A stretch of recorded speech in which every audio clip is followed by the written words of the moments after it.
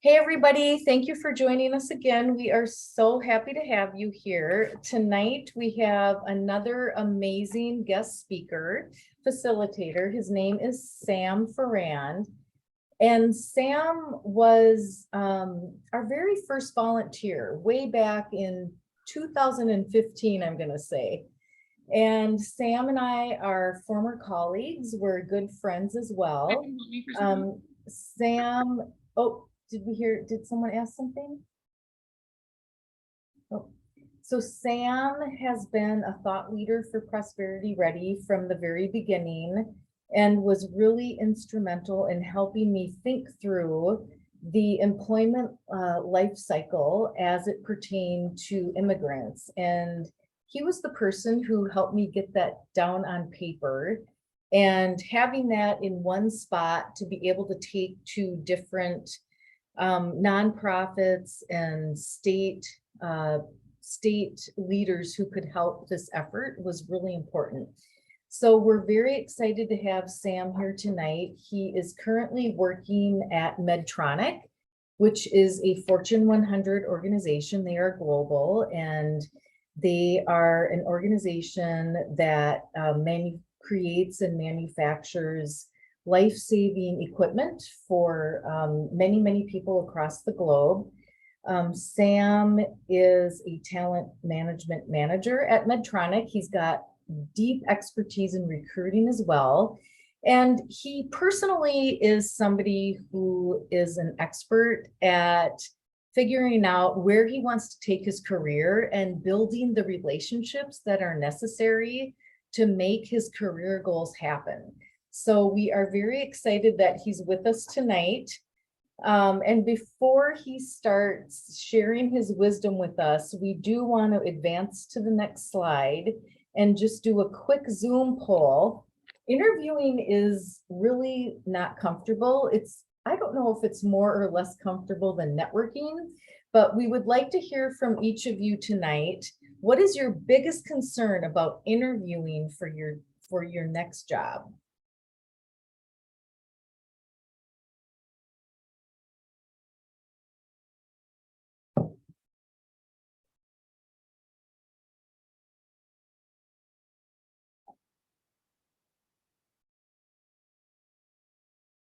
All right, everybody must be thinking on this because I don't see any. Just a heads up, I don't see any prompts in terms of like options. So maybe people want to put it in the chat in terms of what their biggest concerns are. It should be a short answer, so they should be able to type it. I wonder if because you're a co-host, you don't get to answer it. But for the participants, are you seeing a place to type? Okay, perfect. Thank you, though.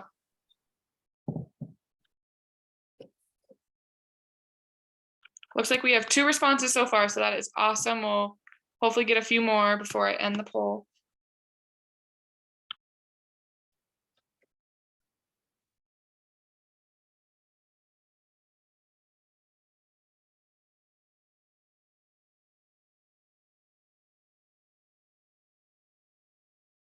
Yeah, we don't tell you ahead of time what our questions are going to be. So I understand if you need processing time to think about this one. We have 6 responses, so I'll give it 30 more seconds, and then I'll share some of the responses we got so far.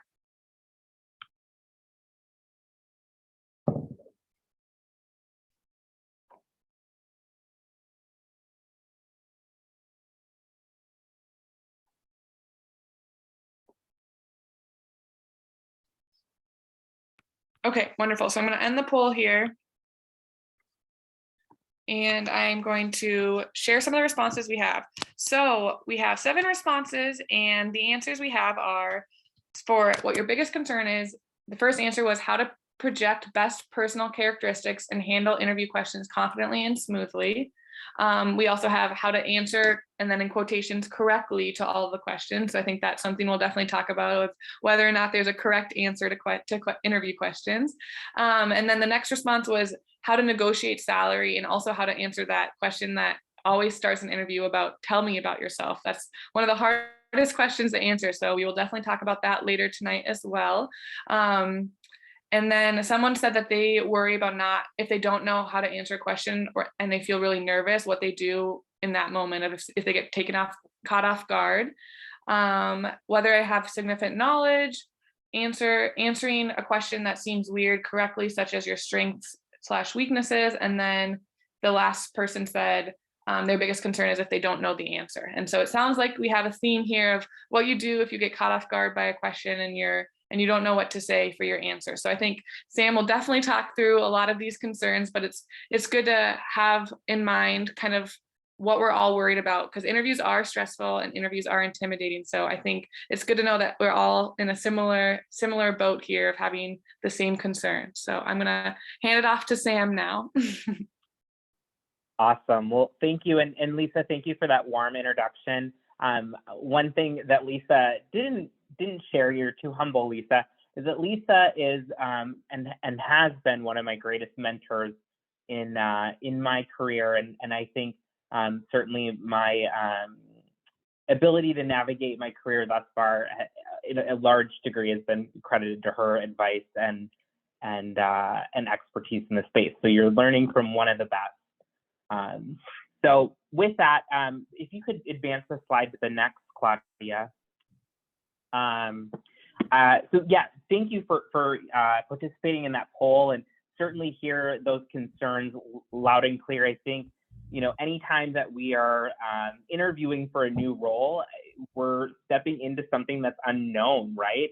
I mean, obviously you wouldn't have been applying for a job if you weren't ready for a new phase or a new page that you're turning within your life book. And so I think anytime that happens, it's incredibly scary. And it can be incredibly exhausting. So I hope that I can give you guys a little bit of nuggets of wisdom from at least my vantage point, and know that my vantage point is just that one, right? And so there will be other people that might have a different point of view, but I think the content that we'll discuss tonight will hopefully give you guys a little bit more confidence in what you're going to bring to the table. So in terms of learning objectives, we're going to review interview strategies and preparation primarily for initial screening interviews, and then also for formal interviews. So for those of you that don't know, typically when you engage in a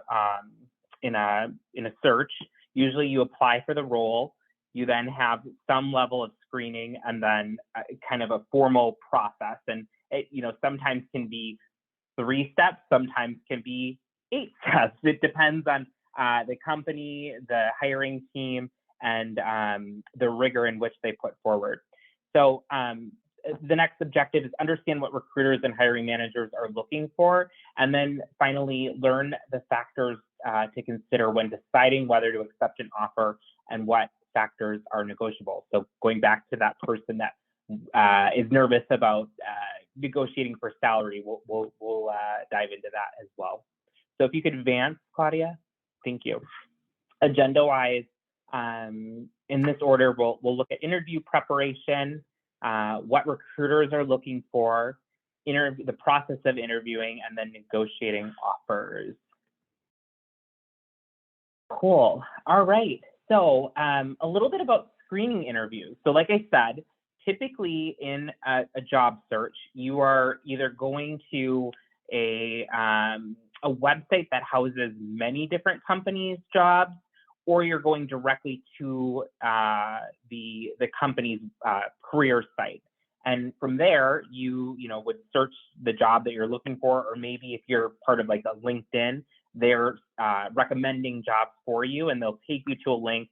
You apply for a role, and then a recruiter will be on the back end of that process, looking at your credentials, looking at them in conjunction with what the need for the position is, and then they, based on that, may extend a screening interview to you.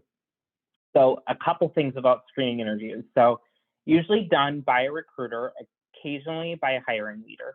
I think, especially in this job market with as many roles that are open, recruiters are really stretched. So there are times when they will delegate to other people on the hiring team to do that initial step. It's almost always done over the phone. So find a quiet place to talk and post the do not disturb sign on the door. One thing that I would say about point number 2 is, again, largely I would say most screening interviews do happen over the phone. However, in this new kind of talent market that we're in, I'm also seeing a lot of written screening questions. So, and I used to employ those as a recruiter at times. If I had really high rec loads, I would send out like Word templates, and people would fill them out and send them back for me to review. The other that is even more innovative, and actually, if I was still in recruiting, I would leverage the heck out of it, because I think it demonstrates a candidate's ability to navigate technology and present themselves. But there are video prompts. So there will be a question, and then you'll have, roughly, let's say 60 seconds to reply in a video to that question. And then that gets sent back to the hiring team for them to review. So just know that might come in different forms. So number 3, the purpose is to, what is the rec load? Oh, good question, Lisa. Thank you for breaking down industry jargon. So requisitions are jobs that are posted. So when you go out to Indeed and you see a job, that's technically, in recruiting land, a requisition. And usually recruiters have, when I was recruiting, I had anywhere between 30 to 40 requisitions at one given time. So, and usually about 100 candidates per requisition. So pretty high volume, lots of people that you're navigating. Number 3, the purpose to evaluate, the purpose is to evaluate your work history in a more in-depth way, look for holes and discrepancies, and decide whether to take you to the next interview step. So, when we're screening, it's really about ensuring that we're going to maximize that hiring team's time. And so they're looking to make sure that you're going to be the best fit for the role in conjunction with maybe, let's say, like 4 or 5 other candidates. So they're looking for the best of the best. Number 4, keep your resume in front of you while you're on the phone, and your list of accomplishments. So I always think it's really, I totally agree with this one. And I think it's good to kind of write it out in bullet point form, in terms of, the timeline, the accomplishments you had, your learnings through those times, as well as maybe hurdles that you had and how you overcame them. So thinking kind of holistically across your career timeline is really helpful. And it primes you to be able to move kind of nimbly. Number 5, answer the questions directly and don't ramble. Keep answers under 2 minutes. So, I think, again, taking some prep time to understand what your resume and your career history was and what you learned, what hurdles you had, will help you be more succinct in communicating that. Because at the end of the day, you probably have 20 to 30 minutes to make an impression in a screening interview. Mine were usually around the 30-minute mark, and if it wasn't going well, it would be condensed to the 20-minute mark. So know that. Sam, number 6. Ask, before we get to the last one about kind of the closing of a screening, can I ask you a couple questions that we don't have necessarily in the content? So two things that you and I have been talking about a lot since Prosperity Ready has been doing this training for immigrant degreed professionals. Tell us a little bit about how a job description connects to a professional's resume. And then secondly, how do you, well, you're a former recruiter, but how do recruiters typically process somebody's resume, whether it was sent in an applicant tracking system or sent in as a referral? Because I think that's important for our group. They are all working really hard on their resumes with resume coaches, but just understanding how a recruiter with way more than, too many requisitions than they should have to be able to even look through. How do you like scan through that and make that decision on who Yeah. to actually call? Yeah, so those are really great questions. I think the first one that you asked was around how a requisition or the wording on a requisition should link to a resume. And typically, hiring teams, hiring managers will have a level of influence in that job description. So usually a company has kind of a templated one that recruiters will send that team to say, hey, make sure these specs fit what you're looking for. And then they, will wordsmith it. So one kind of big golden nugget that I will give you guys as a piece of advice would be, as much as you can, link your resume to the exact wording that is listed in a requisition. So especially around the qualification. So try and leverage, the wording that they use and the accomplishments that they're looking to have demonstrated, and make sure that those are competencies that you clearly articulate within your resume. The second piece was around how recruiters kind of evaluate a resume. And so I'll speak for myself as a person of color, as a gay man. I'm very aware of bias, right? And so for my roles, I did try and print out the PDFs of each resume, and I would scan through them. And the things that I was looking for is I would look for the requirements. So the years of experience that are a basic requirement. If it says basic requirement, you need to have those. There's no negotiation there. If you don't have 8 years of required experience and you're trying to apply for a role, you will be disqualified. So making sure that your experience is aligned to those basic requirements is really important. The preferred requirements that usually are called out on a resume, those are more nice to have, right? And so as much as you can, demonstrate those. But to answer your question, Lisa, a lot of recruiters that might not be as aware of bias will use keyword searches, right? So there might be 5 different words that they're trying to pin down in conjunction with the basic requirements, right?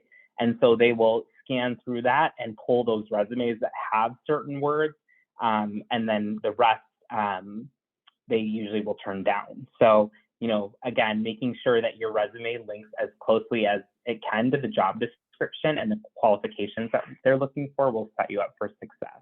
Does that answer your question, Lisa, or questions? Okay, cool. So finally, you guys, thank the recruiter for their time and ask if they have anything else that they need, anything else from you. Always remember to ask, what are the next steps in the process? So kind of what I alluded to earlier, don't assume that a hiring process is going to be done within a month, or that there's going to be 3 interviews and you're done. I mean, I think back to various jobs that I interviewed for, and sometimes there'd be 7, even 8 rounds of interviews, right? And as painful as that is, a company is trying to do their best to make sure that you're going to be the best fit for the role, and vice versa. So making sure that you have visibility in terms of what that process looks like, what the next steps will be, is really helpful for you, just in terms of kind of tempering your own expectations and making sure that you're ready to meet the needs of the hiring team. And yeah, I mean, I think, just having basic courtesy to thank people for their time. And that is true across, the steps of the process. So, it might be the recruiter first, but, every person that you come into contact with, try and find a way to personally thank them is really a must. Claudia, you can advance. Thank you. So we have a short little video on what employers and recruiters are looking for and react to. So Claudia, if you could cue up the video. Sharing real quickly, I don't know if there's... reshare and show the video. Okay. While she's doing that, can I get some thumbs up if this is resonating with people? Okay, cool. Thank you.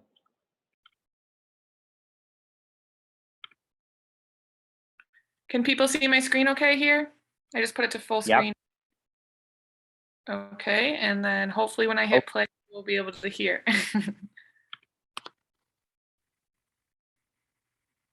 For some people, being in contact with recruiters can seem intimidating. However, I assure you that recruiters want the best for both candidates and the company. Good recruiters would also want you to have the best possible experience through the recruitment process. But even though they would like the best for you, there are certain things which are confidential or simply can't be shared with you. I'm Marat from Emotion, myemotion.com, career and recruitment agency. Look me up on LinkedIn. Please subscribe to my channel below and hit the little bell so you won't miss out on the latest career and personal growth content. Also, thumb up the video if you feel it was useful. Here come 5 things that recruiters won't tell you, but what I think you should know. Number 1, you didn't stand a chance after a bad first impression. First impressions are still very meaningful.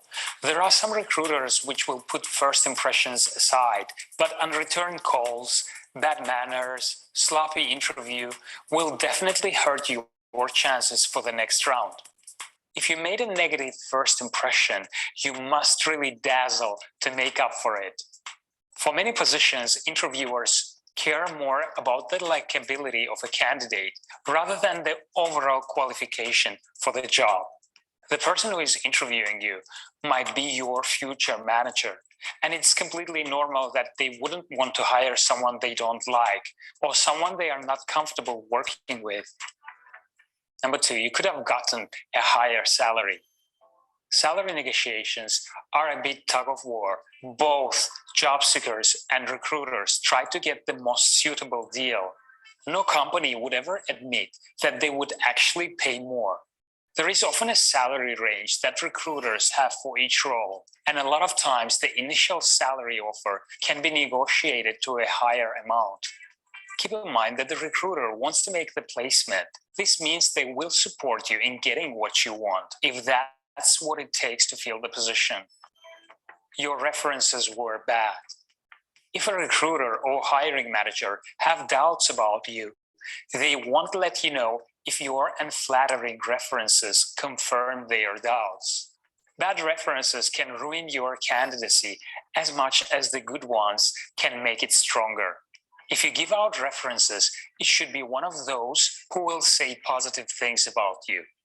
Even if you choose not to give out anyone at your current job as a reference, backdoor references is now a sneaky way for hiring managers and recruiters to gather more information about you. It means they will reach out to mutual connections to get their honest opinion of you.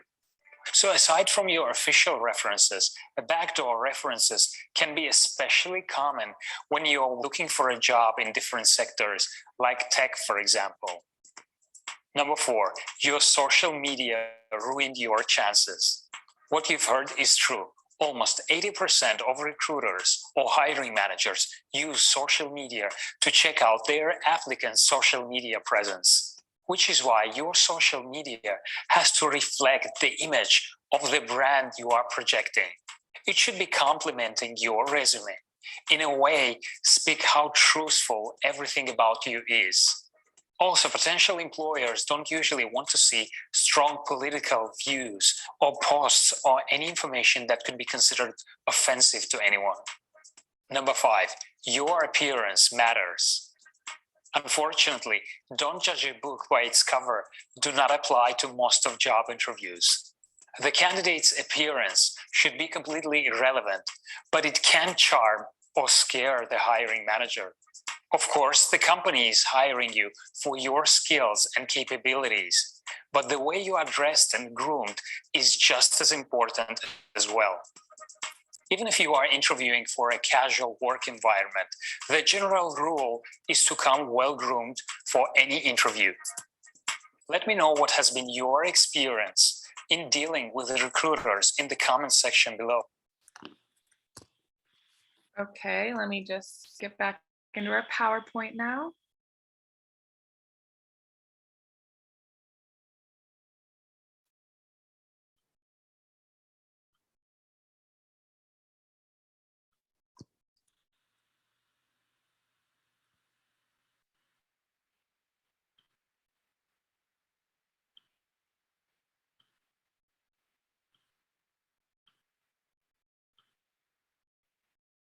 Okay, here we go. Also, Sam, I think you are still muted. I'm muted. Just gonna There we play go. slide and we should be good. Okay, awesome. Thank you.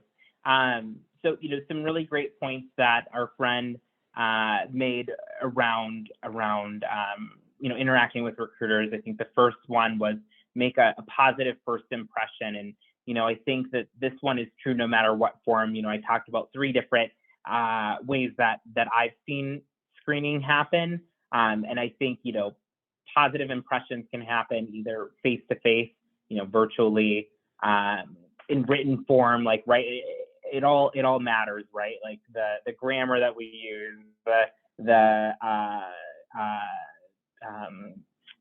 correct presentation, right? So as much as you can, smile, be friendly, but also be yourself, be authentic, I think is really important.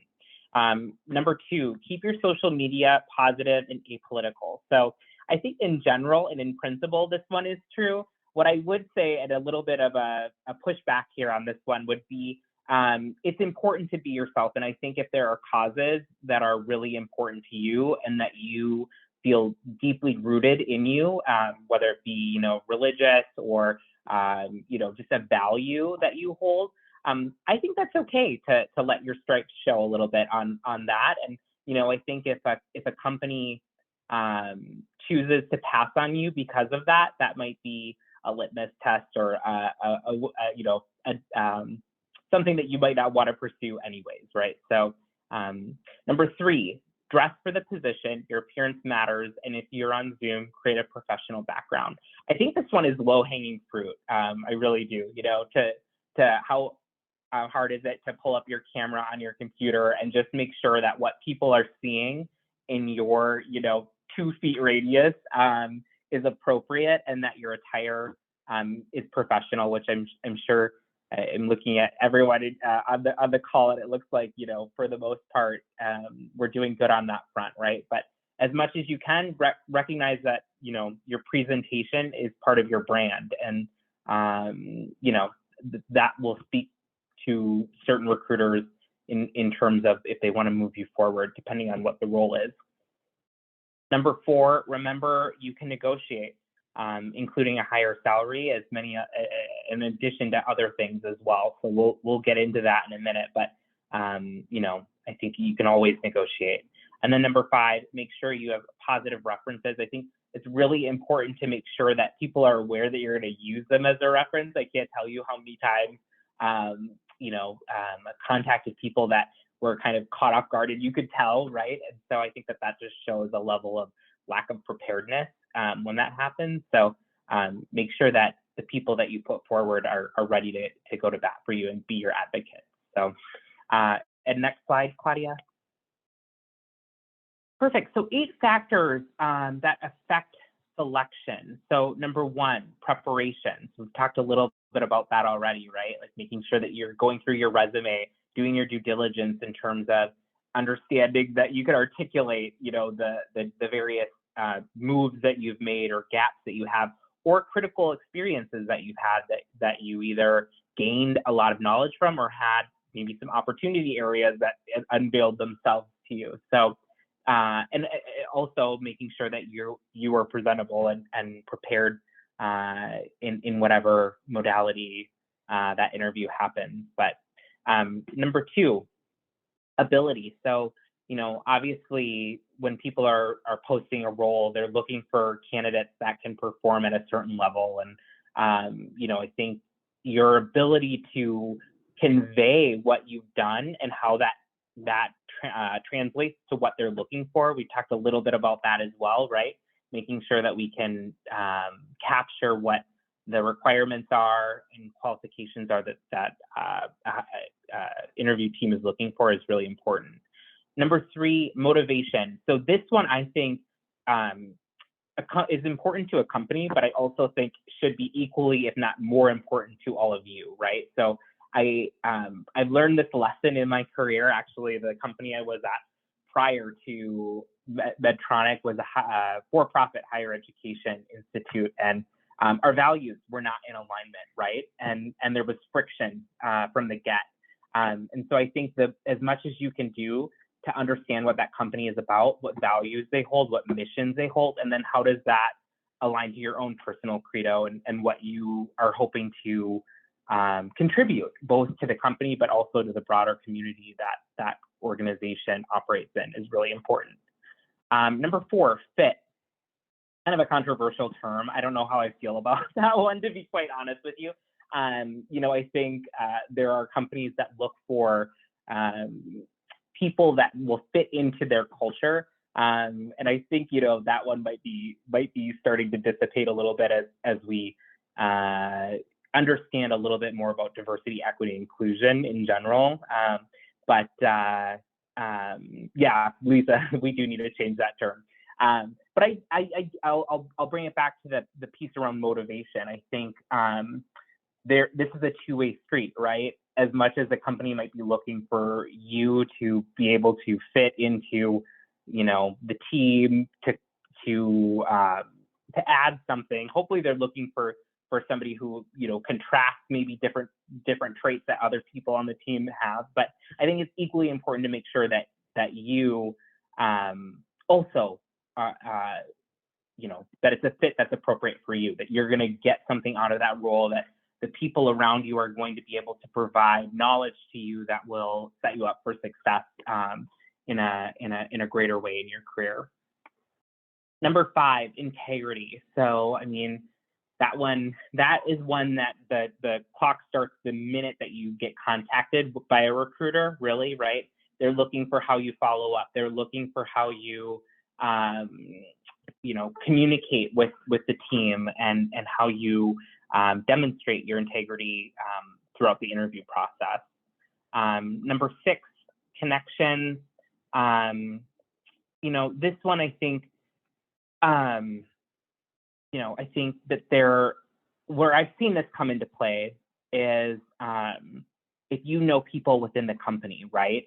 You know, I think about my time when I started interviewing at Medtronic, and Lisa at the time happened to know their chief learning officer and made it an introduction for me, right? So, but, you know, as much as you can, try and connect with people that are at companies that you're interested in. And one thing I've discovered over time is, you know, LinkedIn is such an amazing place for this. And even if you don't know somebody, like right out of, you know, like you've never met them in real life, there's an opportunity to make a connection on LinkedIn, right? And make it authentic. I think, Lisa, do you still hand out the 20-minute networking guide as a, yeah, okay. Yeah, we actually, Nathan Perez, the co-author of that book, just did our last session or 2 sessions ago, guys. Oh, well, yes. Perfect. Then you guys are primed. Yeah. Then you're primed to understand that, you know, networking is a two-way street. But I think that that's a great guide to you know, authentically build connections, even in a virtual capacity, because let's face it, you know, if you wait around to meet them in person, that chance might be years out, right? So if you take the initiative to connect with people, that might have a benefit. And then number 7, attitude. I think that one's pretty self-explanatory. And again, I think the clock kind of starts when you first get contacted by that recruiter. And also, you know, I mean, I can't tell you how many times. In fact, I just got a recruiter that reached out, and I always take the call just to understand what the role's about, but, you know, way low ball, right? Like in terms of salary. And, you know, I could say, oh, like, you know, like I've insulted that you would even think that I would be interested in this role. Or you can say, you know, here's what I'm looking for. Here's what my next kind of critical experiences that I am hoping to get out of a career or next role. And here's what, you know, that would cost. And I would love to connect you to people that I know, et cetera. And I think that goes a long way to even kind of pipeline yourself for future opportunities that might come through. And then lastly, competitiveness. So, you know, what differentiates you from the rest of the pack? And I think that, you know, hopefully we'll be able to talk a little bit about that one in terms of how we differentiate ourselves as we move forward. So next slide. So Sam, can I just jump in for a second? So there's a lot of terminology we're throwing around here, and could you just give us a minute on what means the same thing? So we talk about job descriptions, requisitions, openings, postings. Are all those things the same, or how are they slightly different? Can you just kind of address that so people Yeah. have that foundation? Yeah. Okay. So just to recap, requisitions, postings, what was the other one? Job That needs to be- description. Okay, sure. So basically, you guys, when a role gets identified internally to a company, you know, the hiring, there's usually a process that HR is kind of architected, and you know, hiring managers need to go through these various steps, right? And so they'll need to get you know, approval for that role, and then from there, usually the next step is they need to complete a job description, because that then goes into, you know, the level that the role will be, and how much, you know, the salary band will be for that role. So they need to then fill out in a job description, kind of, it's a, you know, if you were to go to Indeed and look at any, you know, posting that's out there, there would be, you know, maybe a blurb about the company, the qualifications that the role, you know, that they're looking for, maybe tasks might be a better word. And then like kind of requirements, and then preferred requirements is usually kind of how a job description is laid out. So a job description is simply, you know, it's a way of communicating what the role is, as well as, you know, what they're looking for. A requisition is usually where that job description is either housed or viewed on the side of like the interviewee, so you guys, right? So when you go to Indeed and you know, search a job that you're looking for, it'll pop up a requisition number, and then the job description is in that requisition. I hope that makes sense. For, you know, a talent acquisition person, that requisition is usually, you know, it looks a little bit different on their side, but they're getting to see, you know, how many people applied to a role, you know, how many people maybe they've, you know, qualified to move forward in the process or declined, etc. So, and then let's see, what was the other one, Lisa? Posting, job description, requisition. Did I cover them? Tell us about, I think the posting tie to the JD and the rec is good. Like, Okay, sure. the posting is what goes on to either the career website of the company and or like an Indeed or Monster or Snag a Job, right? Yeah, those like big platforms that host basically requisitions or jobs that companies have, they all get kind of sent out, right? And you can look at them all together.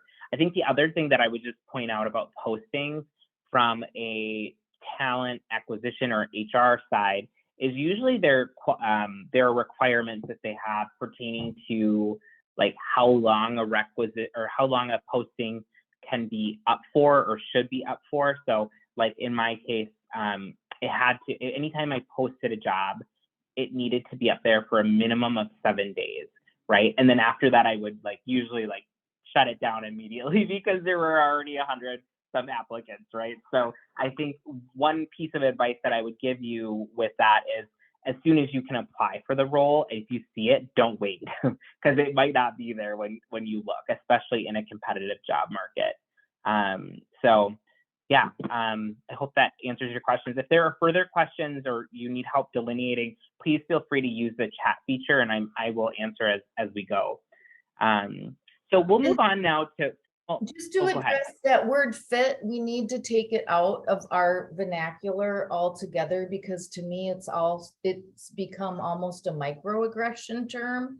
So what we mean at Prosperity Ready by that word is how your qualifications match to a job description / requisition / posting. So it really is, do you have the requirements and the background and the experience that match what is needed for you to be successful and for the company to successfully employ you. So I'm glad you called that out, Sam, and we are going to fix that, because fit is sort of a hidden, it's kind of like the term that recruiters like to use and hiring managers. Oh, did you like that person? Do you think they're a fit? Like, Oh, no, I don't think they're a fit. Or no, I didn't really like them. It's very squishy language, and we need to be fact-based when we're talking about human qualifications for jobs, and not get into that gray area.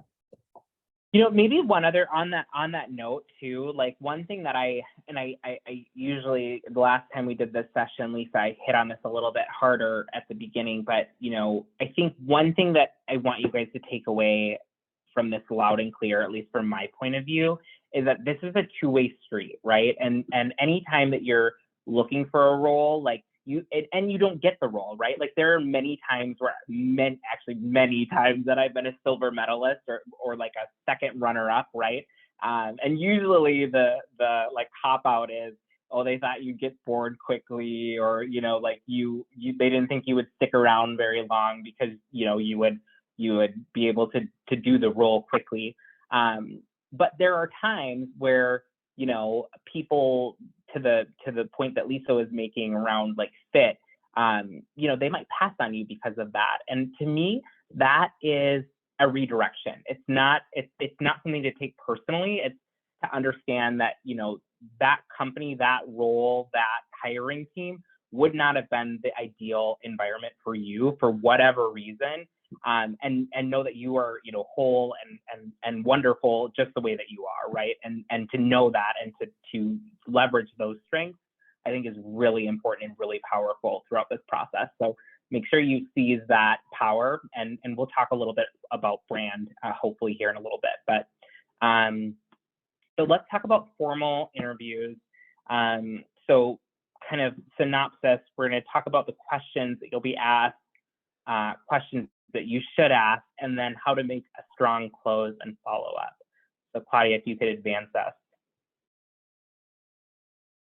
All right, so some questions that you'll be asked. So one kind of open-ended one that is usually included in both screening but also formal interviews is, tell me about yourself, right? So I think, you know, as I was just talking about brand a little bit, I like to start with like, what's my value statement or value proposition as a person, right? And then how does that translate to professional Sam, right? And the value that I want to bring. So I think, you know, just as a company has values that they put to paper and hopefully live as well, you know, it would serve you all to take a step back and do that for yourselves, right? Like, what is important to you in life, and how do you want to show up, and also, like, what do you want to convey to people, right? Is that, you know, I think we all have, hopefully people have heard the term intersectionality, but like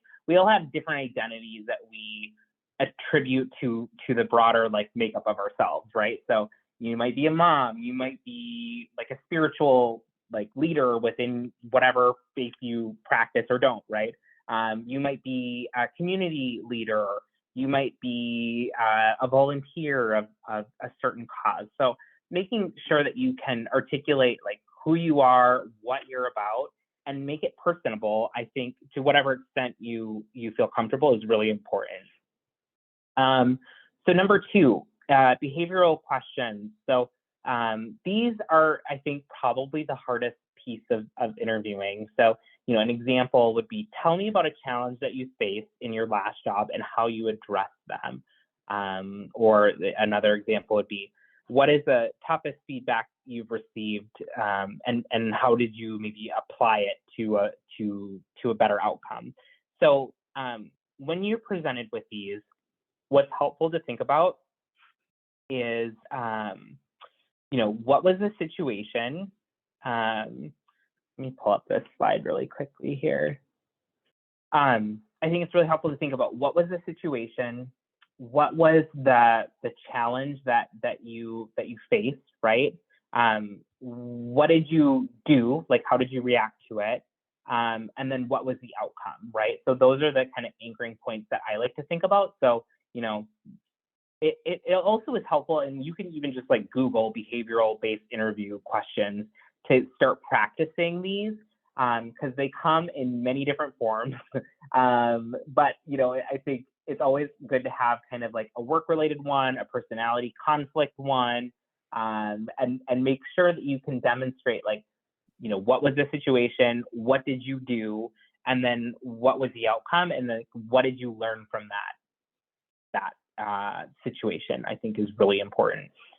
Number 3, why do you want to work here and why do you want this job? So I think that goes back to that value alignment piece that we were talking about earlier. So if you can already have that done before you get in the interview, that one should be a pretty slam dunk one, right? So, and then 4, what questions do you have for us? So I think it's always helpful to have a list of questions. For me, I usually like to ask questions that are related to, the company's like financial performance or challenges that they might have. I usually ask questions related to like their commitment to diversity, equity, and inclusion, and not only like what is stated, but also like what actions are they currently demonstrating. So make sure that you have like a good 4 or 5 questions that you can ask going into an interview. If we can advance, Claudia, for the sake of time. Cool. All right. So questions you should ask. Okay. So I kind of already talked about this. I'm jumping the gun a little bit here, but it's really important to research the company that you're interviewing with. And so, I think it's, right now, especially, there's so many like supply chain issues, talent shortage issues, all sorts of things that are going on in our broader market. And so, try and understand the trends that company or industry is coping with, and then how you can add value to that. What are some key challenges for this position is always great. I think another piece of that would be like, what would success look like in this role 6 months to a year down the line, in conjunction with what the challenges are? What other departments, positions, et cetera, does this position need to work with to be successful, so that you're demonstrating that you care about the stakeholders that you'll engage with, and ensuring that you're going to be a team player. And then what is this company doing to ensure employee safety during the pandemic? So I think that gets at that broader kind of social awareness, as well as like corporate responsibility, social corporate responsibility. So, I think, questions like that are really important for you to understand, because it highlights, how employee-centric they are. Makes a big difference. And then I'll jump in with another tip, and I don't know if we talked about this when we were talking about corporate culture, but if you really want to research an organization and they are publicly traded, if a company is publicly traded, they have to post recordings of their shareholder meetings, whether they be quarterly or 2 times a year. And listening to those shareholder meetings and hearing how the CEO and the CFO and the chief marketing officer talk to each other and respond to Wall Street is a huge research tool, and it really helps you understand how the very top part of the company is getting along. And if you can tell by their tone of voice and how they respond, how well they respect each other, and how much they're kind of in concert with one another. So that's usually you're not going to find that on the career page. That's not posted there. It's going to be posted under their financial page or their investment pages. Yeah, it'll be buried, but find it. That's a great tip, Lisa. So, and I think, I don't know how many finance people we have on the call, but one thing that I'm discovering as I, get deeper into my career is like the more you can get tapped into the finances of an organization, the better. So anyways, finally ask about next steps in the interview process and what the timeline is for filling the position. So we talked about this earlier, but I think it's just really good to understand kind of the broader process that team is using, as well as to just ready yourself for the long haul, because it might not be a super fast process and usually isn't, right? So temper yourself. So if we can go to the next slide. All right, so making a strong close and follow-up. So recap your key strengths and how you are relevant, or how they are relevant rather, for success in the position. State your passion for the company or the type of work and be honest. Thank the interviewer for their time. Send a thank you email. Afterwards, reflect on your answers during the interview and what answers impress the interviewer, what answers need to be improved. I think the last kind of couple bullet points there are really important, just because, and I don't know how many people here are like really practiced at interviewing, but I do think it's a muscle that needs to be built. And frankly, I used to practice it more, even when I was at Medtronic. Like I said, I would even apply for roles to go through the interview process and make sure that stayed primed, because it is you get better at it the more practice you have. So, doing that reflection and noting what answers or what examples for behavioral-based interview questions worked well, how could you tweak them slightly so that they're even more impactful? That would be a good diary to start, just in terms of the overall process, but also like, how do you put your best foot forward? Can we move to the next slide, please? Can we ask for interviewers' feedback? When is the best time? So great question, and I totally think you can. I think one thing that I would say is likely they might give you kind of a canned answer, and it might not be as impactful as you were hoping for, and that's just because they're covering their own butts, right? Like they don't want to expose themselves to any undue risk. But there certainly are some recruiters or hiring leaders that will do the right thing and share that, right? But I also think, Gabrielle, and I've been watching you, and you seem very like attuned, and I can tell that you're paying attention. So I think, you can read their language, you can see their facial expressions, you can see the grimace, you can see the nonverbals that are coming through. And I think that you can, that's communication too, right? So yeah. All right, so last slide here. So negotiating the offer.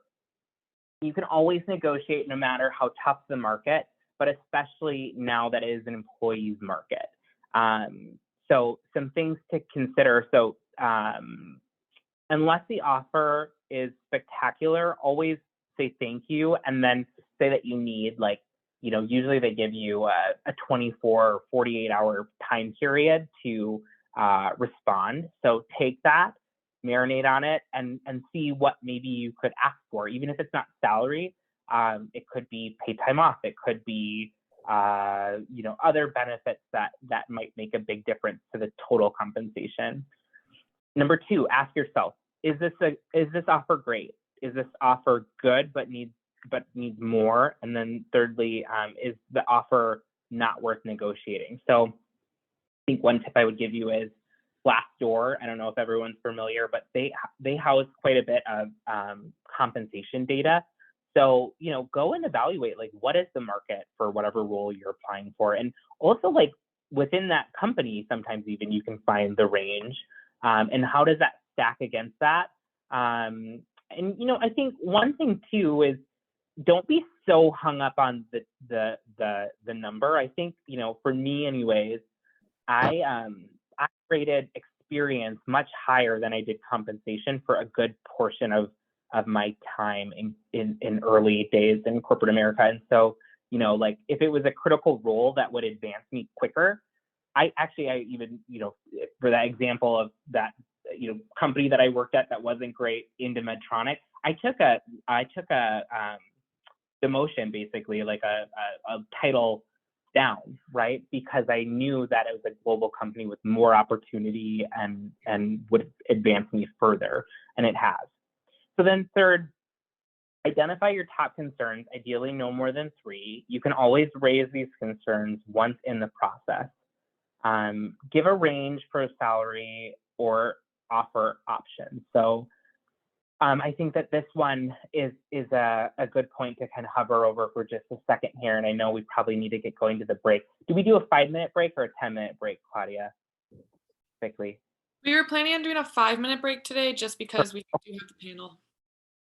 Yeah, no, that's great. Okay, so I think, like I said, I think even before you go into negotiating an offer, I would encourage you to think about, maybe next to your value statement, what's important to you in your career at this point in time. And I'm a big believer in what's called like a career lattice. So meaning like you can, a lot of people think like careers are only vertically, like you go through a ladder, right? Like you're a specialist, a senior specialist, whatever, a manager, a senior manager, and you can only go up, and that's the only direction. And I think it really depends on where you are in your life, right? And what matters to you.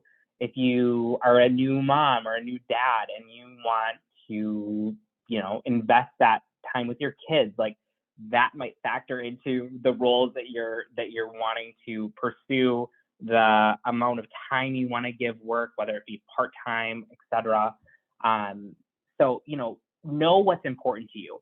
If money is important to you, it's at the top, then I think, really being sure that you're clear about what the market data says, what that company's sort of comp philosophy is, as much as you can tell through Glassdoor and maybe connections that you have. Be realistic, and also like, be pragmatic about your own experience and where you are in your career. Like if you don't necessarily have the most experience, know that, they're taking a risk on you too, right? And so that might affect your compensation, but it might not affect the amount of time you could ask off for, right? So it might be, there might be a PTO piece that you ask for, and they can always say no, right? Like I know as a recruiter, I was kind of tough, and like I was, usually kind of stuck to, here's the offer, like this is a great company and great opportunity, and we want people that are committed, and so let's see how committed you are, and if not, like, that says something too, right? So just, you have to know that recruiters, and hiring teams, they have their limits and what they're operating in within as well. Is that the last slide here, Claudia, or is there one more? I think there's one more. Okay, so sorry, I'm jumping the gun a little bit as well here. So compensation, so, broader than just salary. Usually there's, could be a bonus, could be stock options. So, really have to research what the salary range is within your market. And know if you're like in the Bay Area, it's going to be higher than it is in here in Minnesota, right? And so know that. Always give a range. So don't like totally show your cards. Make sure that you're allowing for them to come back and hopefully give you a more favorable amount than what you were even hoping for. Don't lowball yourself. And then timing of first increase. So Lisa, maybe you can elaborate on what that one means a little bit. To me, I think I know what it means, but are you referring to like when they'll be eligible for promotion? Okay, so like in the case of like for me, I'll use myself as an example. So I got hired like right before the end of the fiscal year. So I was not going to be eligible for merit. So in my first like job at Medtronic, I did ask for a pay bump because I knew that I was not going to get that, like, let's say 2 to 4% increase at year end. So I factored that in, right?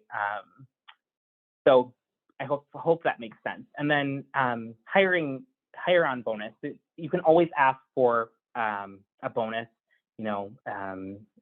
some common reasons might be you had tuition reimbursement that you will have to pay back, right? Or you have a bonus that you're going to be leaving behind because you're making a leap over to a different company, and they'll usually give you a higher end bonus to make up for that. And then again, some other areas that are not compensation focused, but are also negotiation points would be vacation, PTO, the start date. In this new kind of hybrid environment, work from home versus face-to-face, and then other benefits. So always pays dividends to go on the careers page. Usually there's a benefits section that kind of lays out what that company offers, and decide again what's important to you at this stage of your life, and maybe where you can push that employer to operate a little bit more boldly than they wanted to initially. So that would be my advice. Anything else to add there, Lisa? We do have a really good question in the chat. If we could answer that before we go to break, and then we're going to have our panel. So I know this has been a lot of information tonight, everybody, and if you have additional questions, we can answer them next week. But we do have a great question from Ali. A recruiter from a YouTube video stated that when scheduling your interview date, choose the soonest date. They said this is because recruiters may decide to interview 10 people, but may decide on choosing a candidate from earlier interviews and not pay too much attention to the later interviews. Or may not, in my experience, may not even continue interviewing people if they think they found the one. How accurate / common is this? I really think it depends on how a recruiter runs their desk.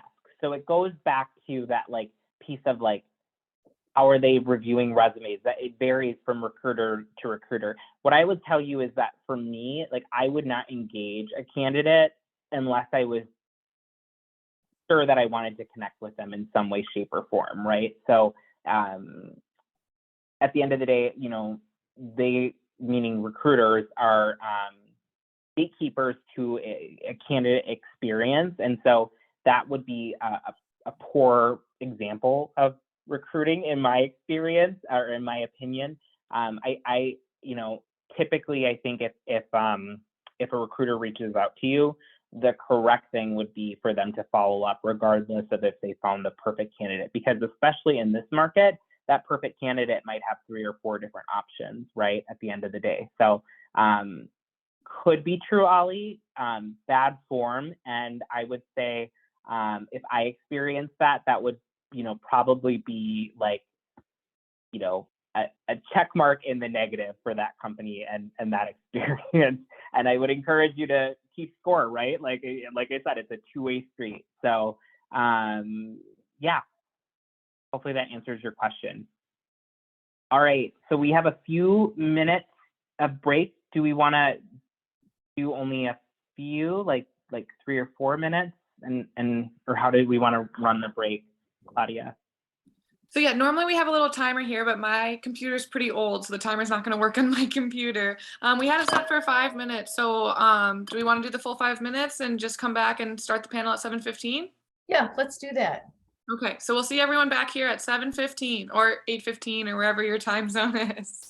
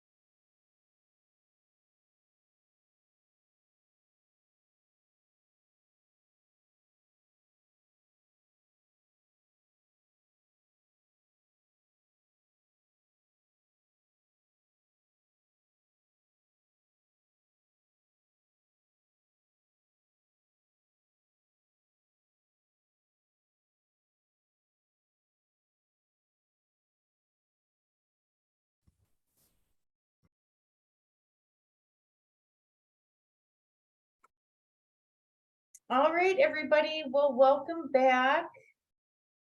I see one of our panelists coming in. And thank you for, Sam, thank you for all that information. I know that was a lot. That's why we have old-fashioned binders with the slides and places to take notes because it is a lot. And Yeah, we have time for questions too. I'm a Tumblr, so apologies, but you guys, all of you, I'm on LinkedIn, so feel free if you have additional questions or shoot them to Lisa, and she knows how to contact me as well. So happy to answer any questions that you may have. Yes, and that's such a good point, Sam, because a big part of having our facilitators and our panelists supporting this endeavor and supporting all of you is to help you build your network. So Sam, how many followers do you have on LinkedIn? I don't know. You know, it's funny because you guys, like, I'm a shameful millennial. Like I'm like not social media like gifted in any other way but LinkedIn. I want to say I roughly have like 3,000 followers, maybe somewhere around that. All right, so there you go. So if you connect with Sam, that gives you access to 3,000 people. And I'm going to guess a lot of them are in the human resources world. Would that be accurate? Probably, yeah. I think that's true.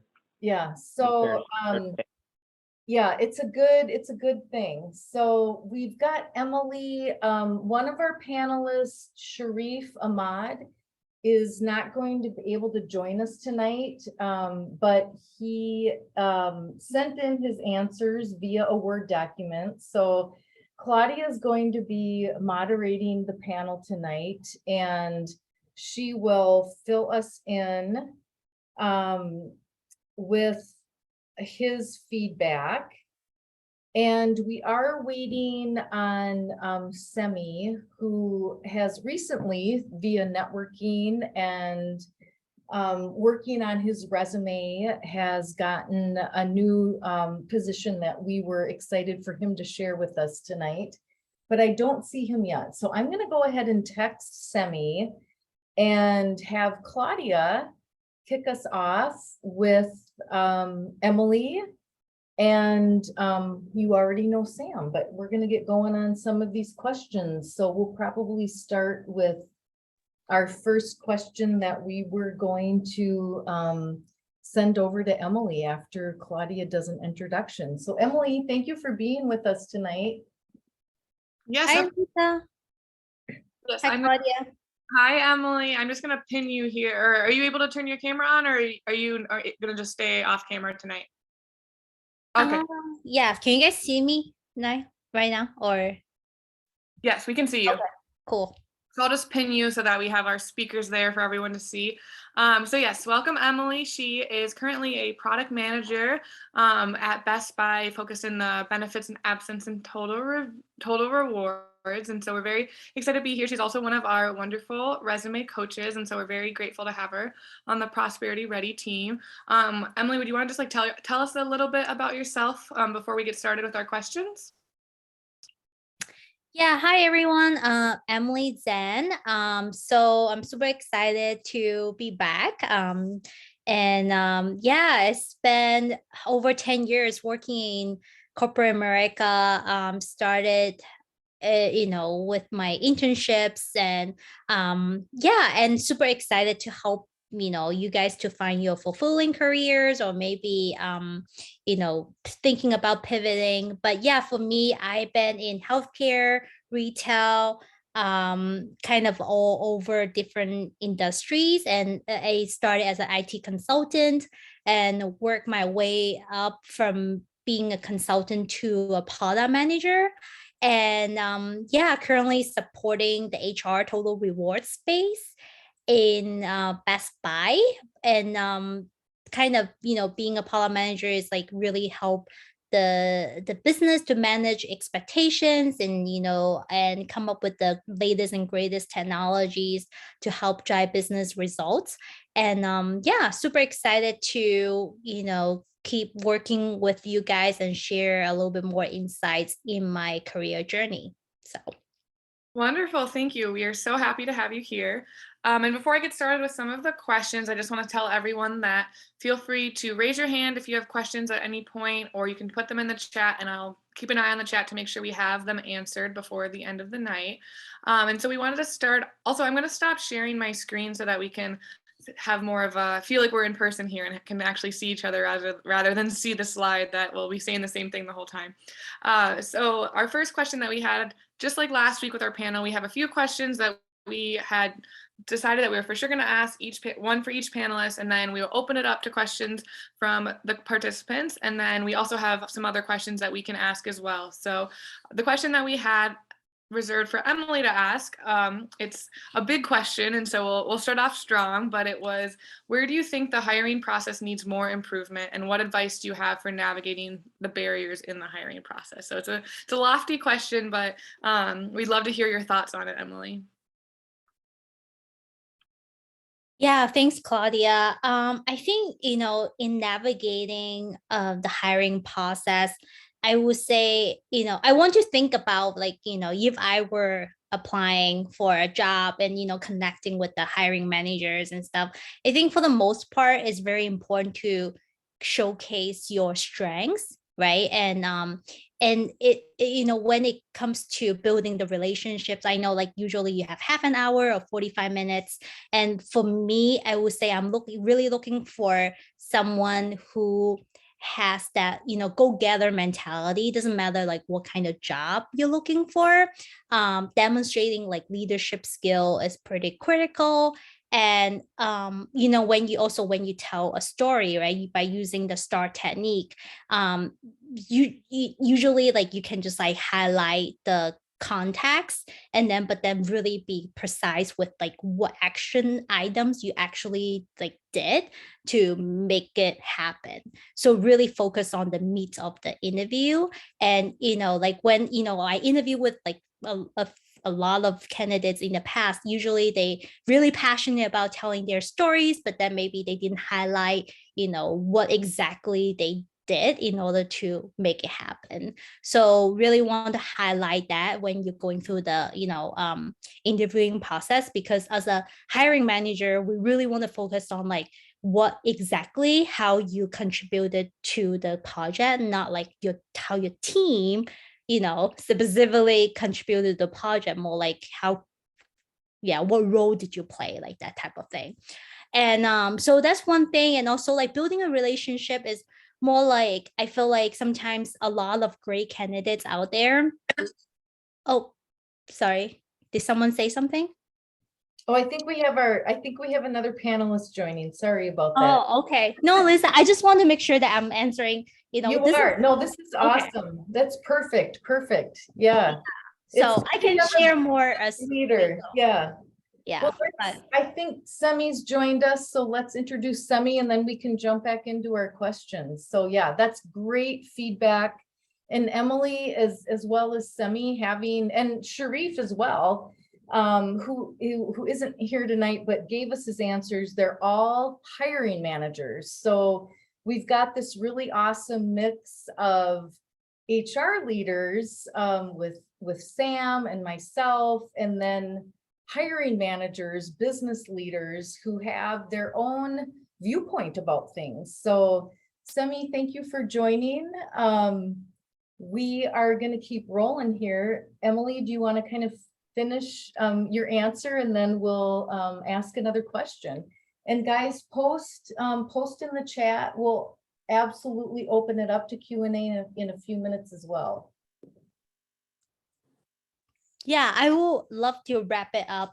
Thanks, Lisa. But yeah, so I mean, in terms of improvements or how to navigate, I'm just trying to like really like thinking about through the lens of like, you being interviewed, right? And what is going through the hiring manager's perspective. And, it's very important to build the relationships. And I know it's hard because usually have like half an hour. And it's, when I think about who to hire, I mean, I at the end of the day, yeah, we look at competencies, right? But we also look at like, how do I can I envision myself working with you, right? So I just felt like, really showcase your personalities, really, demonstrating how you like, hey, I'm not afraid to roll up sleeves and, hit the ground running, that kind of mentality, because hiring manager loves to hear that. Yeah, so I have more to share, but right now I just want to highlight this like couple topics. So yeah. Thanks, Emily. That was great. We really appreciate your insight. So now that we have Semi here, we want to do a quick little introduction of Semi before we jump in with some additional questions. Semi, we would love to have you tell our participants a little bit about yourself. We know that you recently got a new job, and we would love to hear a little bit more about that. And then we also have a question for you as well. Hi, everyone. Thanks for having me. And again, my apologies. Claudia, I didn't get your email. I was looking through my inbox and it's like looking for prospects already. Miriam told me, hey, just look for Claudia. She probably sent out the email. So again, apologies, Lisa. Anyway, to the question, my name is Semi. I think it's when you talk about faith or kind of chance, opportunity, I ran into Lisa by all of the above. So and she's been wonderful, both as a mentor on the side and also as a neighbor as well. So if I put it that way, about myself, I am an engineer by training. I have degrees in mechanical engineering, materials engineering, systems engineering, advanced degree, and I recently completed a master's also in technology management, and somewhere on the East Coast. I've worked primarily in the medical device industry, in the healthcare, put it that way. I've worked on processes, manufacturing processes and design. And then recently I just transitioned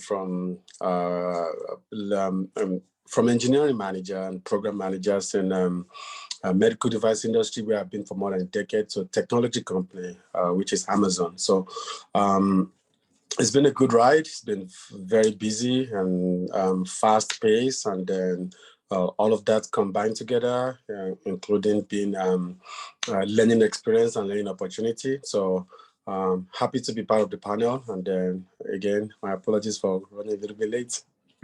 No worries. We're happy to have you here. So the question we have for you, Semi, is we know that when it comes to interviewing, the next step is also like negotiating offers and talking about salary and pay. And that can always be a little bit of an uncomfortable topic to talk about. But we wanted to ask you if you have any ideas or insight about what some of the best practices are or tips you have for how to negotiate salaries and how to negotiate a higher salary when you're in the hiring process or once you have a job as well. So as a job prospect, I think the number one thing you want to do is your research. Do a lot of research, understand your role, the job you're applying for, and also do a market research, market survey. There's a ton of resources out there that tells you what you are looking for. I mean, what you're looking for and what that role pays. And also specifically, as you are widening your net in terms of, I'm looking for a technician, manufacturing technician, or a program manager in this particular field. Also, you have to zero down to your organization, your company. What does that company pay? Because I came from a medical device industry. A senior manager in medical device industry compensation is different from a senior manager role or a director level at Amazon or whatever you're working. So you have to understand the insights of what do they pay. And then when you do that research as much as you can, it will at least give you a zero. Like you'll be able to zero in on what your compensations, what your values are within the organization. And that will be like a baseline of how to negotiate salary when you get to the salary point. One other thing I would probably want to add to that is when you are negotiating, I think HR personnel should be answering this from more of an HR perspective. You don't go for the minimum that you're looking for. You go for probably a little bit on the above. And also look for other strengths benefits. Does the company from your research of the organization, you know whether the company has like a bonus, whether they have a stock, whether they have vacation. You just have to make sure you do a due diligence about understanding where you are going and what they pay, and that will be able to guide you into going to a negotiation with the hiring managers at the organization in general. Wonderful. Thank you for that great insight. Sam or Emily, would either of you have anything to share or add to kind of the answer, especially from the HR perspective? I mean, it felt like you were in our session. I feel like we talked a lot about market research and understanding, the role that you're in the company and the broader market that you're either going to or currently in, right? So I think, you clearly are well versed and skilled in assessing the prospects. So nothing to add there for me. Yeah, for me, so Best Buy is probably my 8th or 7th job in my career journey. And I feel like, I just want to mention one thing. Negotiation is not comfortable. And it's okay to like step out of your comfort zone, because negotiating to get the salary that you want probably is the best chance in your entire career for working for that particular company, because even though you get promoted internally, it's not going to be like 20%, like usually I don't know, like 10 to 15%. That's what I heard. So that's why having that base salary is so important, because everything is based on that base salary moving forward within that company. So I know there's so many times I was like, oh my God, I didn't want to talk about this. It's so uncomfortable, asking for more money. But like literally I had to push myself to do it, because otherwise, like you have to advocate for yourself. Like nobody is going to be there to advocate for you. Only you can do it. But yeah, I love what Sam and Sammy was saying, like you have to collect data, have to, like know where you at, in terms of skill set, the years experience, and how is that compared against different company in different industry. Every single company is so different. Like when I work for Target, it's very different than Best Buy. And so yeah, I totally agree with this saying, collect as much data as possible, leverage that to help get the salary that you wanted. So maybe, as such great ads there, Emily, and you sparked a thought in me around something that I added to the last session that we had that I think is really important is, maybe a counterpoint around, you only have the offer point to negotiate. And one of the biggest jumps I've made in my career, I think I was at senior specialist level, and I was keeping very close inventory of the skills that I was developing, the stretch projects that I was on, and then how that differentiated me from my peers, right? And so I think to keep a steady list of what are the values that you bring, or what's the value that you bring both to the role that you have, to the skills that you have for that organization, and to not be afraid to use that as a leverage point. As you operate within your role. Like in this instance, I don't know what the exact percentage was, but it was like a $25,000 pay raise, like basically overnight, because I said, I'm looking at these peers ahead of me. We have the same role, like essentially in principle, right? Here's the value that I'm adding, and it's not measuring up in compensation. So it's not, don't be afraid to take your foot, or be sure to keep your foot on the gas even once you get into role, and make sure that you're differentiating yourself accordingly. Thank you so much. All of your answers were so helpful and gave a very comprehensive picture in terms of how best to negotiate salaries. So thank you for that. The last question we want to ask before we open it up to our participants to ask questions was originally intended for Sharif, who unfortunately cannot be here today, but he did give us some notes. So I'm going to read a little bit of what he had said, and then if any of our other panelists would like to jump in and add anything, feel free. So the question was, what are the best questions to ask at the end of the interview when the interviewer inevitably says, do you have questions for me? And so we know that this is something that interviewers will always ask, and you always want to make sure that you have at least one, hopefully more than one question So it shows that you did your homework. And so, but what are the best questions? So Sharif had said that this is a good opportunity to ask something which has not been covered during the interview. This is also a good opportunity to show the interviewer that you have done your homework and that you see yourself in that company. Sharif said to always research the company, visit their website, look at their strategic plan, and review their leadership team before the interview. And then ask a question that is related to the jobs that you are specifically applying. So he said, for example, you could say something in terms of, quote, I saw on your website that you're expanding your sales in Asia. How do you see that strategy playing out, and how would my work be able to help with that? So that's something very specific and shows that they had done their research. And another similar example would be asking about a new product that they're introducing. So you could say that I saw that a new product or business division was launched last year. How is that working out? And then the third example he gave us a lot of wonderful information, was that if it is a production-based job, ask the interviewer, do you allow people to move between departments? I'm interested in learning different jobs within the production floor and would like to look into that opportunity. And so that's just a way to show that you're versatile, that you want to improve and grow. And so those are examples of thoughtful questions that you can ask that show that differentiate you from other candidates and show that you have really put in the time and effort to learn specifically about this company and the role that you're interviewing for. So with that, Sam, Emily, Semi, do any of you have anything to add? Maybe just one quick thing, because I think I touched on it like in our session, but and I think the person that provided the feedback raised some really great points. I think in our session we talked about researching the values, and I think if a recruiter or an interviewing team is worth their salt, they're going to make sure that you have the competencies from a business lens, right? Like they're going to make sure that you can perform in the job.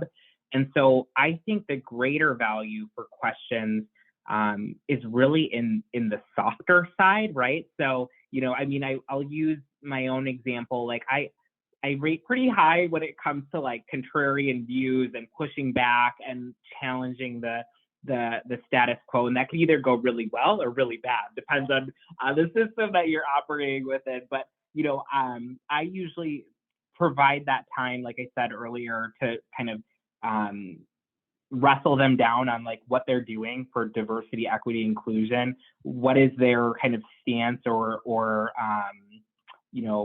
viewpoint on other social kind of corporate responsibility pieces. So I think, from my vantage point, I focus more on the how side than the what side when I ask questions. So it's not so much like logistics or like, can I work from home? Like none of that really matters. It's more about like the environment that I'm going to be operating in and contributing to. And I want to make sure that aligns to who I am. Sorry, if I could add that to what Sam said. I essentially kind of second that by 100%. I remember when I was interviewing for Amazon, and when it got to a question of, do you have any questions for us? My question was more of the social responsibility of the organization. You want to work for a company that is probably like that is high on everybody's radar in terms of, oh, they're such a good company, they deliver my parcel like the next day. But also they have the bad side in terms of like workers' union, social responsibility, corporate responsibility. So those are the kind of question I asked too. It's not a question that kind of make the hiring manager just blob. It's a question that kind of made them introspect a little bit before giving you a thought. They go a little bit deeper to kind of like tell you, oh, you know what? We know we've had a bad rep. We've had a bad rap with presses, but we're trying to do better. So those are the kind of question, and I definitely echo Sam's comments and sentiment on that. Yeah, for me, I want to talk about two things. One is the culture piece. I think, both Sammy and Sam already highlighted. It's really important. I want, you guys as a candidate to feel empowered, because as much they love to hire you, you also considering them as well. You don't want to sign up for a job that like, whoa, like you don't have a sense of belonging, you don't like the people that you work with, right? So you have to really, really advocate for yourself, meaning you ask the right question, right? For example, for me, I always ask, the culture piece, right? Like, hey, how do you, like, through the maybe lens of onboarding, I think like right now, after many like opportunities working for corporate America, I feel like, you know, the onboarding piece is very important. Like, hey, like I know maybe you can like reiterate, like, hey, based on the conversation, this is my understanding of how I'm gonna contributing to the team, right? Like this is my deliverable for the maybe for 30, 60 days and 30, 60, 90 days, whatever. But how does the team support me throughout the onboarding process? You know, what kind of support can I get from the hiring manager or from HR, whoever, right? Because I feel like it's not being talked about right now, but I feel like me working in HR, and I think, you know, just a lot of people have been talking about how to support new hires. So I think it's a great opportunity to ask that question, whether you're interviewing with a hiring manager or HR, you know, like, hey, what kind of support can I get? I know I have to deliver and meeting, you know, business results, but yeah, so that, you know, through that question you probably can get a lot out of it. And then the second piece is like sense of belonging. Like, do we have team events, you know, even though you work like remote or not remote, like what kind of, you know, bonding event that I can have with my team, with, you know, my stakeholders, because I think at the end of the day, it's not about how good you are, it's about, you know, the team environment, to make sure that you can continue to set up for success. So yeah, I mean, doing the research and all of that is great, you know, but at the same time, you have to look out for yourself, you know, for your best interest as well. So thanks, Sam. Wonderful. Thank you, all three of you, for adding such wonderful information. And with that, we are going to open it up to our participants to ask any questions that they have. So if you want to put them in the chat, if you want to raise your hand and ask them directly, either option is okay.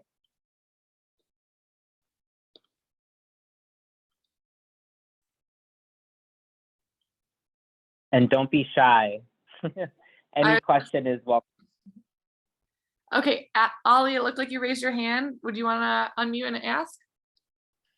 Yes, can we talk more about the tell me about yourself question? Are we focusing on technical skills that we have that would match the job, or can we talk about soft skills or even your own personal values that are maybe not even related to your job, to the position? Like you mentioned, Sam mentioned volunteering, that some of us might volunteer doing stuff that is not really related at all to the position. Yeah. So I think, you know, for me, it's really important to make a personal connection as willing as that recruiter or that hiring team is open to, right? And so, and usually if you're in recruiting, hopefully you're somewhat of a people person or enjoy hearing about the nuances of people. You know, it varies by recruiter, but you know, some things that I like to talk about. I mean, I used to just recently stepped off of it, but I used to sit on a alumni board, right, for my Metropolitan State University. So it's an urban university that it's the only other one besides the University of Minnesota in the Twin Cities market, and it has, I think, like 56 or 57% people of color, which is remarkable to me, right? And I think it's like the most underutilized like institution that we have to tap early talent. And so I talk a lot about that. I talk a lot about, you know, my my own personal interests, right? Whether it be spending time with family and my partner, or so I think it's wholly, to answer your question, Ollie, it's wholly appropriate to talk about your personal life as much as you feel comfortable. I think, you know, making sure that you can tie that back into who you are, the brand that you're presenting, and you know, how that's going to contribute to the broader organization is important too, though, right? So you might, for example, you might want to, let's say you practice a certain religion, right? You might ask if they have ERGs that are a part of that, right? And how can, you know, what does that look like getting involved, like, you know, something like that. Does that answer your question? Yes. Thank you, Ali. Is there any other questions that we have for our panelists? Again, don't be shy. They have expert knowledge. So you want to ask any burning questions that you have while you have the chance. Gabriella, would you want to unraise your hand or unmute yourself and ask your question? Yeah, thanks for being here and for share all your knowledge with us. My question is, what is an example of a negotiation question? How we can start that part of the conversation? How we can ask for, or how we can start the conversation about negotiation.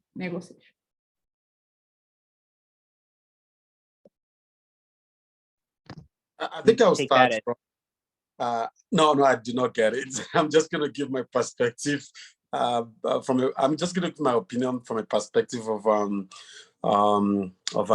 potential employee. I know those guys are HR experts, so they know all the tricks and things, but they don't know much. So, but from my experience, I think, like I said earlier, your best bet is to do a lot of research. Not, you start your net from the wider perspective in terms of, if I'm looking for engineering manager in particular states, in particular industry, then in particular company. So you kind of like narrow it down. Then if I have to be honest with you, I'm a very shy person naturally, and starting negotiation is very uncomfortable for me. But I've gotten to ask myself one question: what do I have to lose? The worst thing they can say is, no, we're not going to give you that. And I think it has helped me in a couple of opportunities where, even by saying no, I'm not going to do that, got 10,000 or 30,000 more. So the worst they can say is, sorry, we can't meet that, we'll give you this. So cast your net a little bit higher, but make sure it is within reasoning. If you're looking for a $50,000 job, for example, within a particular field, don't say I'm looking for 100,000. You're gonna knock you off, right? But if you say, hey, based on your experience and research, go for the higher level. If it's a 50,000, say, can I have 65? Say, no, we can't give you 65.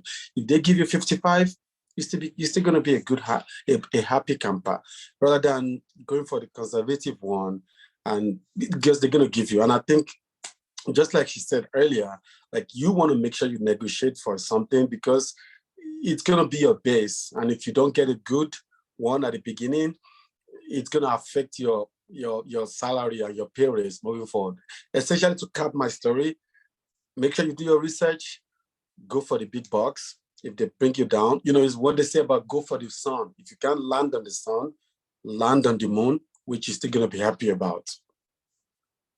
I don't know if HR professionals want to add a couple of things. I know they have a lot of things to add to this. I think that is perfectly said, Semi. And I think the one piece I would just add is, for me, it's usually a wrestling match, right? Like when you start to have that conversation with a recruiter, and I think it happens within the screening personally, and so I'll give you the perspective of the recruiter. So here's what I would say. I would say, what's the salary range that you're looking for, or, what is the compensation that you're looking for? And sometimes, the person would be reluctant to answer. And so my follow-up question to always get to the nuts and bolts as quickly as, what's the minimum that you would accept for this position?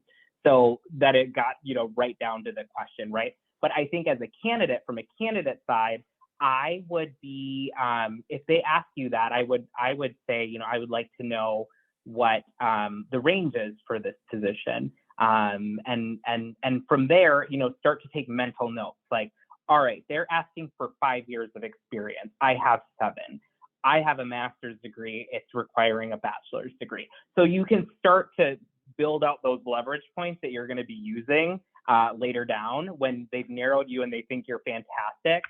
Then you bring the big guns to the table and you say, I want 65,000 versus the 50. And usually, maybe that's a little bit of a bridge. Like that's a pretty far jump to make, but they're going to be more apt to give you what you want if you can articulately spell out what they're asking for and what credentials or qualifications you have above kind of what they're asking for. Yeah, that's great, Sam. And then for me, I think just be concise and you don't I know I make a mistake in the past. Like I will like wrote a long paragraph, like, oh, I have 10 reasons. I'm gonna share with you why I deserve, more money than the one I currently looking at. But it's just maybe one or two sentences. Doesn't have to be go, on and on. I mean, I know there's no right or wrong answer, but sometimes I feel like just be comfortable with the conversation practice. I will usually write it down. For me, 3 bullet points why I deserve more, and also say, I really excited. I'm so excited. I really want to make this work. Like, what can you do to help me to make this work? Right? Kind of work with the HR person a little bit and just show your passion, show your excitement, and you just like, oh, the numbers are not making sense yet. So is there anything you can help me with? And just top 3 bullet points, like why you deserve it, like based on the market research or whatever, like master degree or whatever. So yeah, that's usually how I go about it. And have to feel comfortable. I know it's nerve-wracking. You just practice, you do your, super, like hero move, and then you're just like, okay, I'm deep breath and do it. That's how usually I, make it happen. But yeah, you guys got this. It's just make it fun. It's fun. It's fun. Thank you to all our panelists for those answers. We do have a question in the chat again. So the question was, should we leave the desired salary field blank in job applications to negotiate in person later in the hiring process? I'll go first. Oh, sorry, Sam. Oh, I was just gonna say, sorry. I said usually they don't allow that. Like, usually it's like the applicant tracking system like will require it, which is unfortunate. But I would say if it's optional, then don't. Yep, I definitely echoed that thought, Sam. I think from some organizations, they're just like, nope, you can't even proceed without having that number. But some, they don't. And I think in some, it kind of go back to what I said initially, do your research and understand what the market is. So you can put a range if possible. But in some cases, they don't even ask. If they don't ask, then like Sam said, like I know with my previous jobs, I've had to have something. And in some cases where I indicated I don't want to, the recruiter's like, nope, I'm not even going to talk to you until you tell me how much your desired salary is. So in those cases, I can't do anything except to tell them what I want. But when they do not, just skip it and go to the end of the conversation. Thank you, Sami. That was really helpful advice. And I hope that answers your question, Ollie. I see, Nabila, you have your hand raised. Do you want to unmute yourself and ask your question?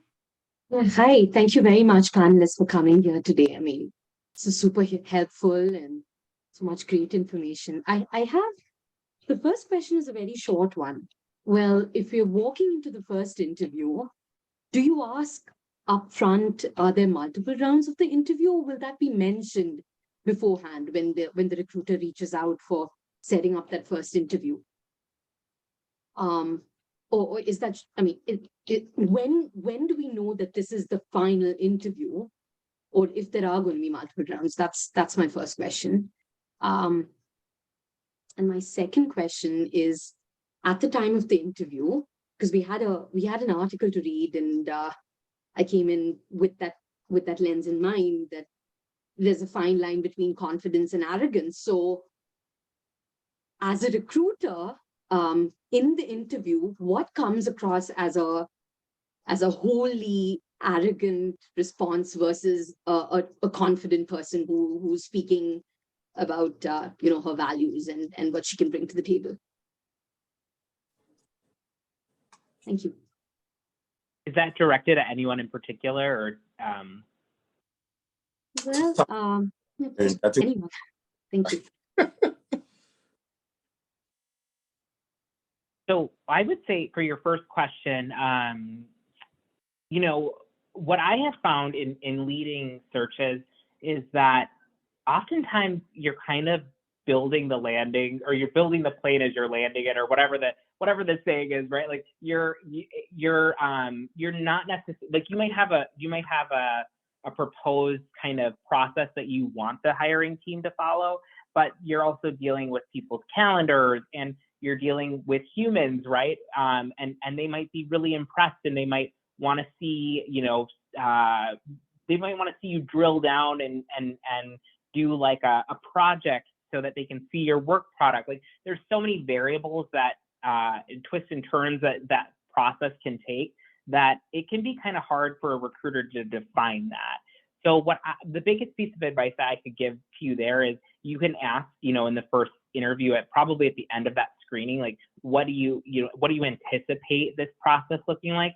But I think the biggest piece is to ready and steel yourself that it's going to probably be a long journey, right? Like, and that's okay, right? I think the most important pieces are to be who you are, be consistent on that brand, and bring your best self every time that you're interacting with somebody on that company, on the company side. So hopefully that's kind of an ambiguous answer, but there is no real like perfect formula for that in my experience. And your second question, I'm blanking. I'm so sorry. I think she was Yes. asking what the fine line between being confident and being arrogant when doing interview sessions. What do you guys think? I'll leave that to Semi and Emily, because I feel like I've talked a lot. Be nice. So from my perspective, I think Sam captured some of it. Bring yourself to the interview, and also in most cases, there's a saying about sometimes the job is about 80% or 70% soft skills and 30% or less technical skills. Be humble in terms of pay attention to the question they're asking you. And then if you don't understand something, don't be shy to ask them to repeat. And I wouldn't expect anyone to argue with an interviewer. I mean, that's probably a fine line that you don't want to cross. If they think you're not answering their questions to the best of your knowledge, ask for more clarification. There's nothing wrong with that. Could you be more specifics? Could you clarify that question for me very well? Sometimes the second time, the third time, you get the question very well, and you answer to the best of your knowledge. And don't forget to also follow up with whether the interviewer is okay with your answers. Just be humble. I think it goes a long way in dealing with interviewers. That's as far as I know. I think Emily will definitely be able to chime in more with respect to that. No, that was great. Yeah, I mean, for me, I think it's very important to be confident, right? Sometimes I know I'm not native, right? I try to like rush my words to get it out, like I try to speak fast, and then maybe when the question was being asked, just write it down or organize your thoughts. Take like maybe like 3 to 5 seconds to just like really understand what they're trying to ask. Like, because I make some mistakes in the past where I just jump right in, and once your thought is all well organized, you build the confidence. You just become more natural, and like you can tell your stories better. So I will, make sure that you guys really know your story structure, right? Really stick with the structure and be confident. It doesn't have to, I know I have a loud voice, but just make it sound confident. Like I know my stuff, like I've done this. And also I want to circle back to what I was telling you guys earlier. Like don't mention like, oh, the team this, the team did that. Like what did you do? What role did you play in order to make this happen? Like always highlight your own contribution, because they love to hear that. I mean, as a hiring manager. So yeah, and Lisa also mentioned that always ask about what the next step would look like in the hiring process. And just just be transparent, right? Share your thoughts and in a way that is authentic. I know like sometimes when I interview people, I want them to feel comfortable, feel authentic, and just be yourself, and you guys gonna do great. So Just to answer the first question, I just remembered something. And again, this is an anecdote. This is more from a personal experience. After the first screening, depends on the organization, just like Sam said, depends on the recruiting for the for recruitment within the organization. And secondly, it depends on the role. When I came in to my new role, the level of interview, the rigorous interview I went through, and when I'm hiring for my team, we don't, this level of interview is kind of different from each other. In some cases, as soon as you go through your first screening, they would certainly give you a timeline, a schedule of how much interview do you have to do, and the people, in most cases, they'll give you the names of people you're going to interview with and all of those schedules. In some cases, if you pass through the screening and the screening interview with the recruiter, the HR, it passes you on to the hiring manager and probably another person. I think probably 2 in a day is probably more than enough. In some cases, I remember I've gone through like a 5 days interview, assessments, and sometime out of the 10 people that I was going to interview with, 2 of them couldn't make it, so get rescheduled to another day. So it essentially depends on the organization. And like Lisa said, they will always communicate with you. And also it's part of the research. You remember what I said? Do your research very well. You will understand some of the intricacies of the organization, how they recruit, how they hire, and what level of interviews that you have to go through. That is Thank wonderful. you. Thank you so much. I know we are a couple minutes over on time and we want to respect everyone's time commitment that they made tonight. So we're going to wrap up the panel here, but I just want to thank each and every one of you, Sam, Emily, Semi. It's been so great having you guys here tonight. We've so appreciated all of the insight and advice and tips you've had to share. As Sam mentioned before, feel free to connect on LinkedIn with our wonderful panelists. I'm sure they would love to stay connected and expand their network as well. I am going to go ahead and share my screen again so that I can go over some of the last little things we have to tie the knots here of the session. So I'm going to go ahead and share my screen here and we'll wrap up. Okay, let me just make sure I'm on the right slide here.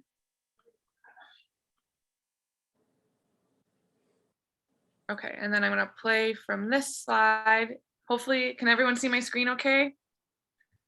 Okay, perfect. So as you saw in the email I sent earlier, we want to hopefully you guys are all making good progress on your resumes.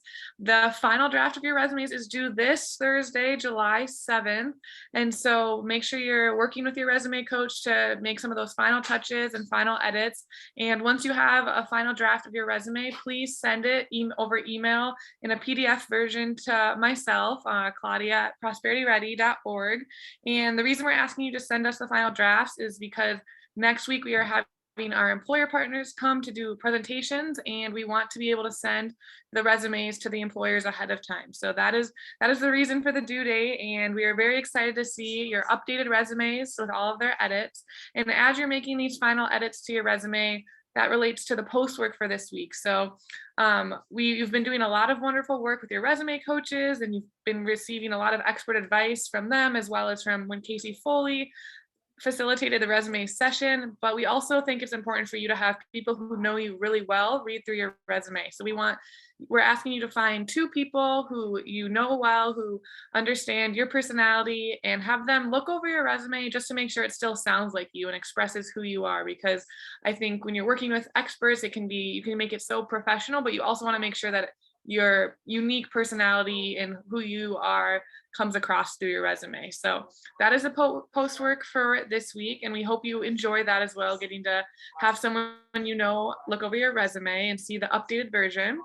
And then, so as always, we have our learning assessment. So I'm going to post that in the chat here. And then just before I do that, I will also talk about next week. Next week is our employer presentations. We have at least 3 employers coming to present to you next week, and they all are, it'll be the Toro Company, Sora Union, and Bix Produce, and then there's a couple other who's might be coming as well. But I will send you the list in a follow-up email of our confirmed employers who will be coming so that you can before next week, review the websites and think about each company and what might interest you about each specific company. And then also, as you're looking through their website, check out their job openings page to see if there's any that align with your interest and your goals. And also, we're asking you to prepare questions for our employers, because we've learned so much about interviewing here today. You've learned about networking in the past. And so we want to make sure that you treat this employer presentation as a chance to network with these employers, to ask your questions and to come prepared. Practice doing that research that Semi talked about earlier tonight, and have questions to ask them, because this is a very unique opportunity to have close interaction with the hiring managers of very good employers. So that is what's on board for next week. Are there any questions before we close? And Lisa, is there anything you want to add? No, I just want to thank our panelists and our facilitators, Sam and Semi and Emily. I think this was really good information and just so helpful to hear from people who have gone through these experiences as people of color and as immigrants, and have successfully navigated a lot of the barriers that many people are still facing. So thank you for your insight tonight and your time. And yeah, Claudia, we are landing weekly, we are landing more employer partners. So we don't have a complete list at this time, but I can guarantee that we've got some awesome employer partners that we will share with you in the next few days. We can for sure say, as Claudia said, a Bix Produce Company, which is headquartered here locally, is a new employer partner. So they have professional jobs as well as like mid-level and entry-level jobs. The Toro Company is still on board, and Fahim Lodin can speak to their culture if anyone wants to connect with him on LinkedIn. He started working for them, gosh, I think right after Memorial Day. And then Sora Union will be presenting. They are a very unique organization. They hire immigrant professionals for lots of different jobs, design, marketing jobs, translation jobs. You can work from anywhere in the world. So they're an interesting addition. So we will let you know of others as they come on board officially. And yeah, thank you for your time. I can't believe we're almost almost through this cohort. So thank you everybody for attending, and yeah, please do fill out your assessments and let us know any questions that come to you after we end tonight.